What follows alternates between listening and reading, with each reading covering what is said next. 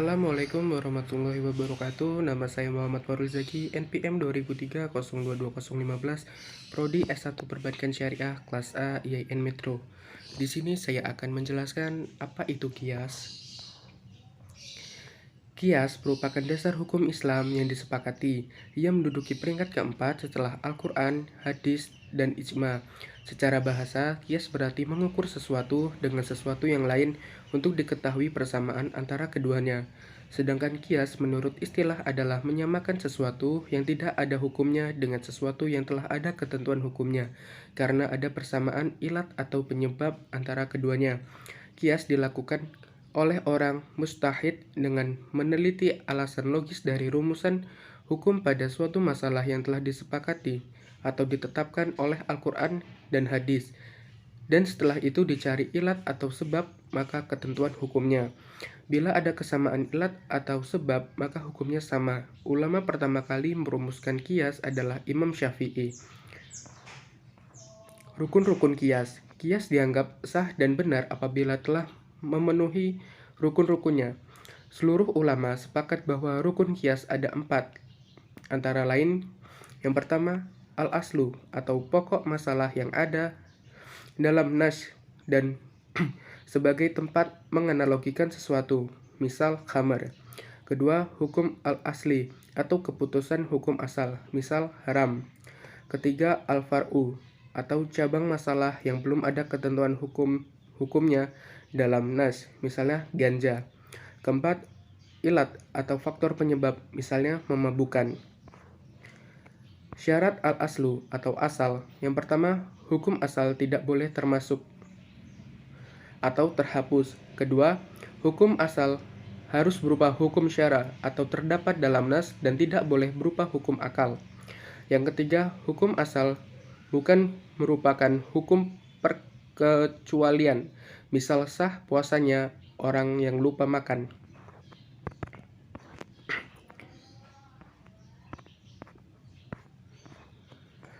Lalu ada syarat hukum asli atau hukum asal.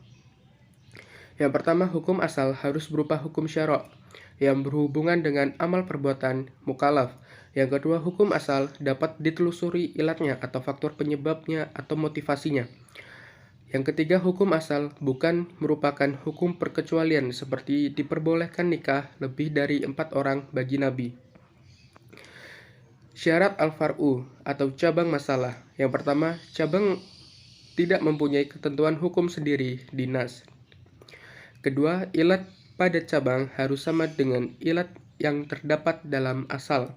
Yang ketiga, hukum cabang harus sama dengan hukum asal.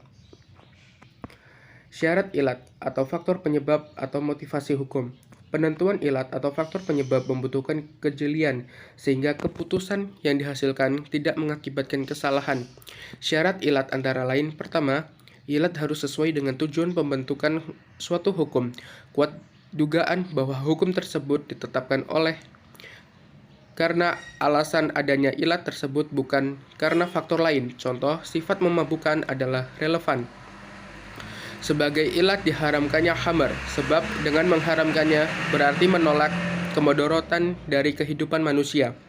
Kedua, ilat harus bersifat jelas, tidak boleh samara atau sembunyi-sembunyi, karena tidak dapat terdeteksi kebenarannya. Contoh, ijab dan qabul adalah relevan bagi ilat sahnya jual beli.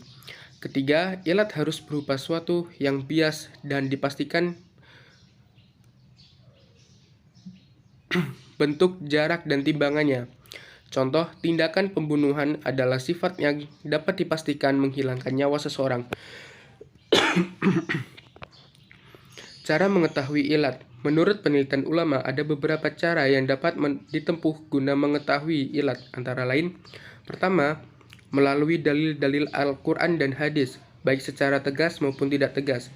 Contoh ilat yang tegas terdapat dalam ayat 7 surat Al-Hasyr. Ayat tersebut secara tegas menyebutkan bahwa ilat atau alasan mengapa harta rampasan itu harus dibagikan antara kelompok-kelompok tersebut adalah agar harta kekayaan jangan hanya beredar di tangan orang-orang kaya saja.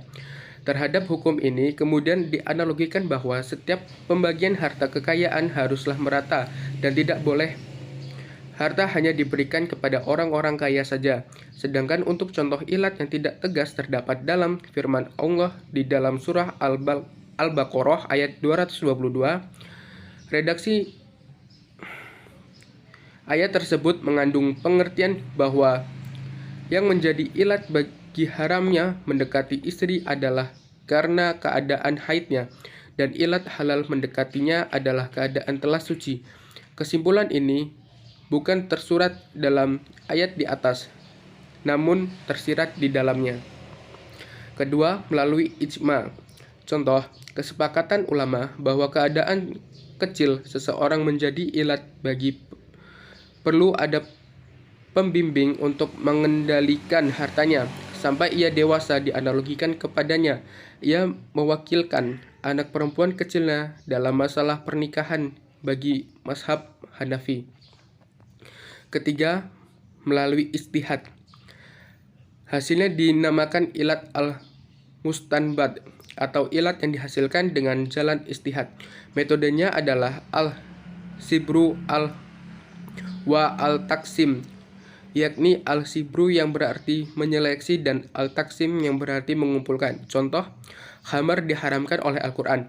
Kemudian seseorang mustahid mencari ilat, mengapa khamar diharamkan? Mereka kemudian mengumpulkan taksim, berbagai sifat yang terdapat di dalamnya. Setelah beberapa sifat tersebut dikumpulkan, lalu diadakan analisis, pengujian, dan penyeleksian. Mana yang relevan untuk dijadikan sebagai ilat, sehingga ditemukan bahwa yang paling relevan adalah memabukkan. Macam-macam kias ditinjau dari segi perbandingannya antara ilat dan terdapat pada asal dan pada cabang. Kias terbagi menjadi 3 macam. Yang pertama, kias aula. Kias di mana ilat yang terdapat pada cabang lebih utama dan lebih kuat daripada ilat yang terdapat dalam asal. Contohnya, mengatakan kepada orang tua, hukumnya adalah haram, atau hukum asal. Ilatnya adalah menyakiti, kemudian dianalogikan dengan memukul orang tua, hukum cabang, juga haram, karena juga menyakiti. Maka memukul orang tua atau cabang, ilatnya lebih kuat daripada ilat yang terdapat dalam asal, yakni mengatakan Kedua, kias musawi. Kias di mana ilat yang terdapat pada hukum asal bobotnya sama dengan ilat yang terdapat pada hukum cabang. Contoh, memakan harta anak yatim hukumnya adalah haram. Ilatnya adalah melenyapkan harta anak yatim, kemudian dianalogikan dengan membakar harta anak yatim adalah juga haram, sebab sama-sama melenyapkan harta anak yatim. Bobot kedua ilat ini adalah sama. Yang ketiga, kias adna. Kias di mana bobot ilat yang terdapat dalam hukum asal lebih utama dan lebih kuat daripada bobot ilat yang terdapat dalam hukum cabang. Contoh, sifat memabukkan yang terdapat dalam khamr jauh lebih kuat dan utama daripada sifat memabukkan dalam bir, meskipun hukum meminum bir dapat dianalogikan dengan meminum khamr. Adapun kias, bila ditinjau dari segi jelas dan tidak jelasnya ilat yang dijadikan sebagai landasan hukum, maka kias terbagi menjadi 2 macam. Yang pertama, kias jali. Kias yang didasarkan pada atas ilat yang ditegaskan namun ditegaskan berdasarkan penelitian dan bobotnya kuat. Kias ini mencakup kias aula dan kias musawi. Yang kedua, kias khofi. Kias yang didasarkan atas ilat yang ditarik dari hukum asal. Contoh, menganalogikan pembunuhan dengan memakai benda tumpul kepada pembunuhan dengan memakai benda tajam. Ilatnya adalah sama-sama ada faktor kesengajaan. Sekian yang bisa sampaikan tentang kias. Jika ada salah kata saya mohon maaf. Saya akhiri. Wassalamualaikum warahmatullahi wabarakatuh. Assalamualaikum warahmatullahi wabarakatuh. Untuk adik-adik yang telah menyelesaikan pendidikan di jenjang sekolah menengah atas atau yang sederajat dan ingin melanjutkan ke jenjang perguruan tinggi, Mari bergabung bersama kami di IAIN Metro. IAIN Metro merupakan perguruan tinggi negeri yang berlandaskan keagamaan yang memiliki visi menjadi perguruan tinggi agama Islam yang inovatif dalam sinergi sosio, eko, tekno, dan entrepreneurship berlandaskan nilai-nilai keislaman dan keindonesiaan, dan memiliki misi yang pertama mengimplementasikan nilai-nilai keislaman dalam melaksanakan pendidikan, penelitian, dan mengabdikan kepada masyarakat. Yang kedua, membangun budaya akademik yang produktif dan inovatif dalam mengelola sumber daya melalui kajian keilmuan, model pembelajaran, dan penelitian. Yang ketiga, menumbuhkan sosio-eko-teknopreneurship, sivitas akademika dalam pelaksanaan tridharma perguruan tinggi. Yang keempat, melaksanakan sistem tata kelola manajemen kelembagaan yang profesional dan berkeadaban yang berbasis teknologi informasi.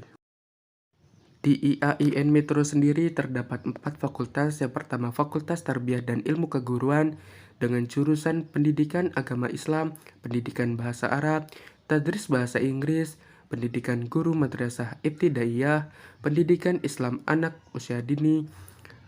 Lalu ada Tadris Biologi, Tadris Matematika, dan Tadris IPS. Lalu ada Fakultas Usuluddin Adab dan Dakwah dengan jurusan Komunikasi Penyiaran Islam, Bahasa dan Sastra Arab, dan Bimbingan Penyuluhan Islam. Dan lalu ada Fakultas Syariah dengan jurusan Hukum Keluarga Islam, Hukum Ekonomi Syariah, Hukum Tata Negara. Dan yang terakhir, Fakultas Ekonomi dan Bisnis dengan jurusan Ekonomi Syariah, S1 Perbankan Syariah, Akuntansi Syariah, dan Manajemen Haji dan Umroh. Di IAIN Metro juga kalian bisa mengembangkan minat bakat kalian dengan mengikuti beberapa UKM atau unit kegiatan mahasiswa yang terdiri dari Lembaga Dakwah Kampus atau LDK, Pers Mahasiswa atau Kronika, mahasiswa pecinta alam atau Mapala, Ikatan Mahasiswa Pecinta Seni atau IMPAS, Ikatan Mahasiswa Pecinta Olahraga atau IMPOR, lalu ada Pramuka, lalu ada Resimen Mahasiswa atau Menwa, dan masih banyak lagi. Jadi, apalagi yang kalian tunggu? Mari bergabung bersama kami di IAIN Metro. Kami tunggu kedatangan kalian. Saya akhiri. Wassalamualaikum warahmatullahi wabarakatuh.